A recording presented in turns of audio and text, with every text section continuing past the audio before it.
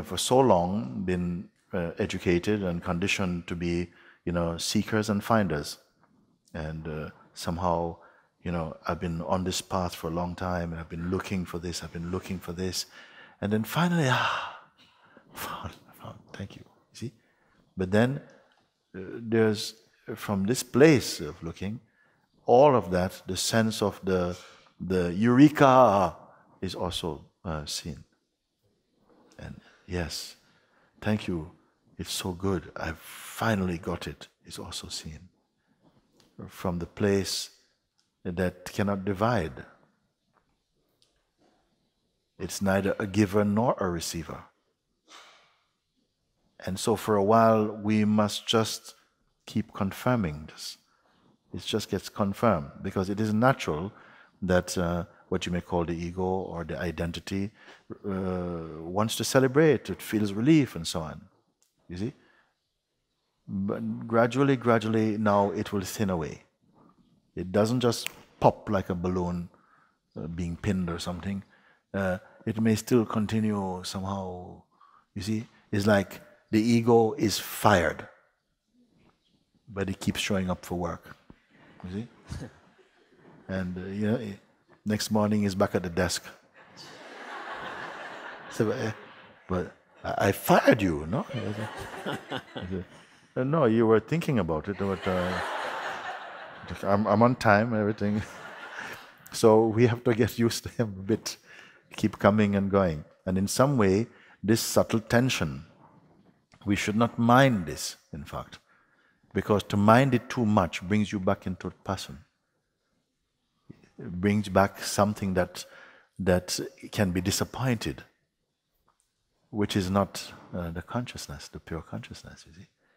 Again, there's still some residual energy in the form, hiding a little bit. But the big job is done. The big cut is done. The thief has been caught. You see?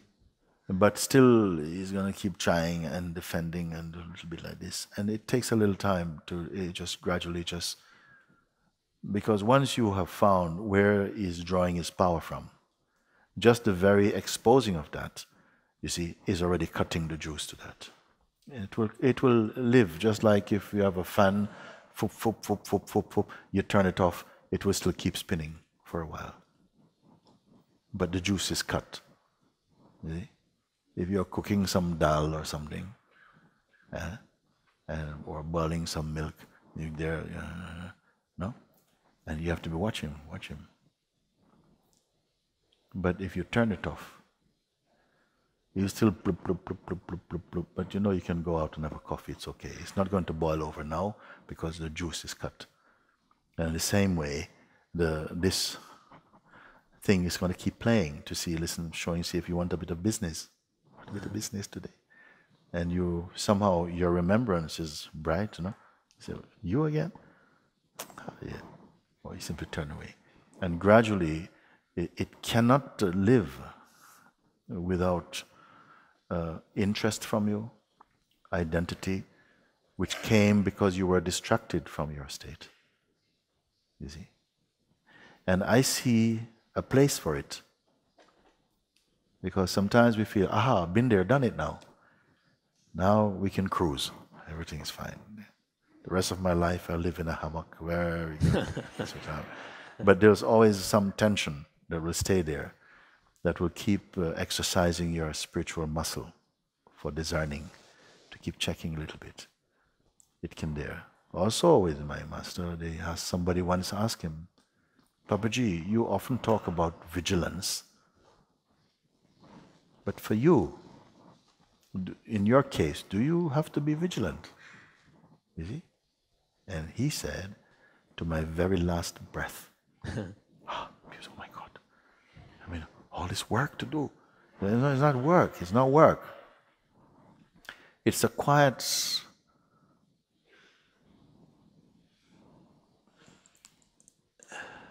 it's a joy.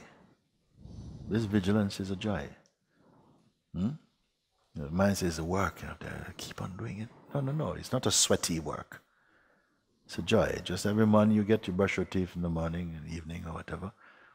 You say, oh, twice a day I have to do this. And a year is 365 days. No, you see, the mind will do this. Say, I have to do this so much, and how much toothpaste in 1 week, and you see, that's mind.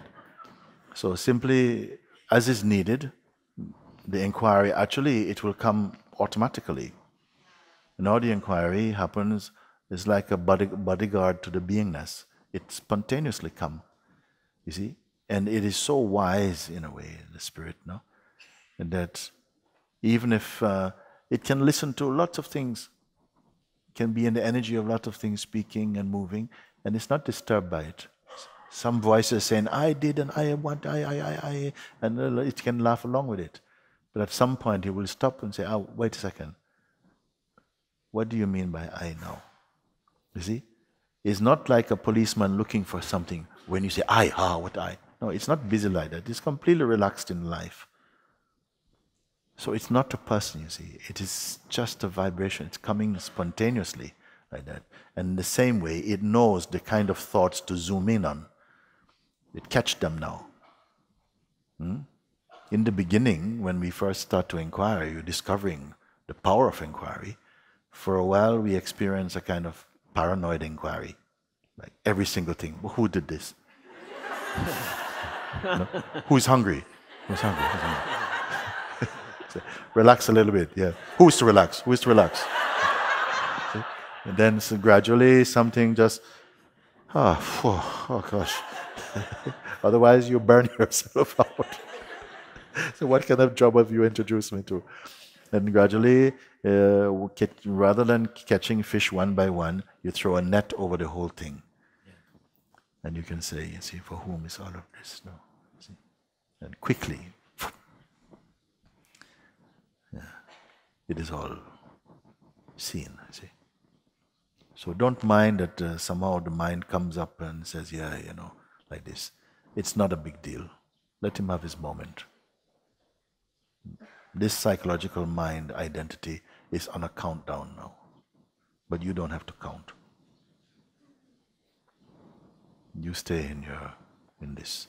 Just you remaining as you are, without any calculation, no assessment, will burn him, burn that. And it's a beautiful burning because mind is also an aspect of the self. You see? As soon as the consciousness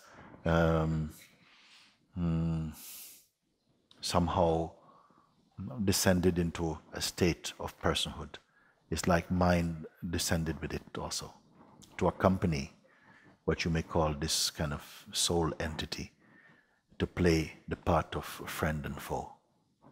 We need it also to grow and to exercise your powers of discernment. You know? And then when the job is done, everything folds up into that consciousness. So in one way it seems like he's trying to trip you up. Why? Because you're trippable. When you're no more trippable, his job is over, you see. How can you get there? Huh? How can you get there? How can you get there, being no more trippable? It just happens spontaneously. You just abide as the self. Your attention just stays only as the self. As much as you, as I say, marinate in that contemplation, this just confirming over and over again, as you see. Whenever the mind goes out to something, like for a while, the power is there to do that. And you simply just, you're in a state of self-remembrance, the attention just comes to be here. Then after a while, it doesn't matter if the attention seems to go somewhere, the power of the self is such that it stays here. And when it stays with itself, attention cannot live, it cannot go. You see? Because it's not sentient, you know? It cannot think for itself. A thought cannot think itself.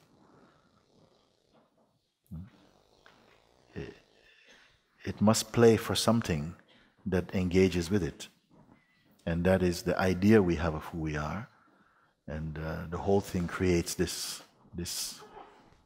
dynamics, you see. In the awareness itself, somehow everything becomes nullified, purified in a sense. And yet this dynamic thing can still play. But now it's like a snake without its fangs, somehow. It's very different. You're not afraid. It's like you know it, you know him. But more than that, you're just yourself. He has no power in this way. The psychological kind of serpent mind can only, as I say, intimidate the idea we have of who we are. It cannot intimidate your pure self. When you're naturally self-absorbed, these powers cannot come near you at all. They have no meaning at all, nothing. You see? And when you are not busy fighting ghosts, you see, then your love can just flow. You see? Your joy knows no bound. You see? Will you say that is have complete acceptance of what it is? Is that to have complete acceptance of what it is? Whatever it is.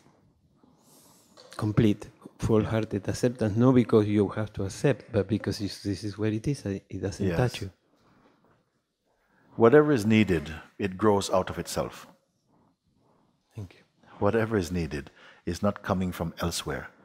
It sprouts out of its own self, if we want to use the term needed, which we can do for a while. You can say whatever is needed in the moment gets supplied. The self is its best self-supplier, basically. It supplies everything. So you don't have to go out, you don't have to leave your station to go somewhere something is missing, nothing like that. It seems what I'm speaking can sound oversimplistic, even naive to the educated mind, because we're so used to techniques and asanas and trying and accomplishment. And the self is not at all caught up in that traffic. It simply is. We are. It doesn't mean, though, that the self is somehow promoting a kind of laziness. And this is not in it. Nor that it's busy with activity or it is responsible. All these things, they only exist in the domain of the mind consciousness, not in the pure self. But if you keep wondering, without the sense of responsibility, of moral judgment and so on, what is life for us? Well, if you're going to sit around wondering these things, you're not going to go very far. Some impulse is driving, guiding, pulling, pushing at some point. You to just find and be that rather than learn about it. There's a time when you don't want to learn more, you don't want more experience, you just want to be. You see, grace has prepared everything for you. Then the urge is just for this. Nothing else will distract you. You see.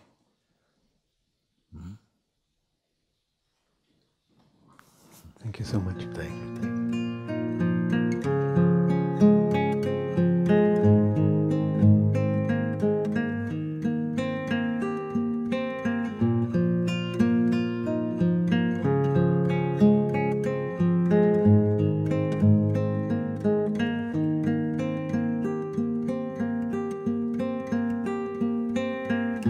One wish, one prayer, one reason I am here.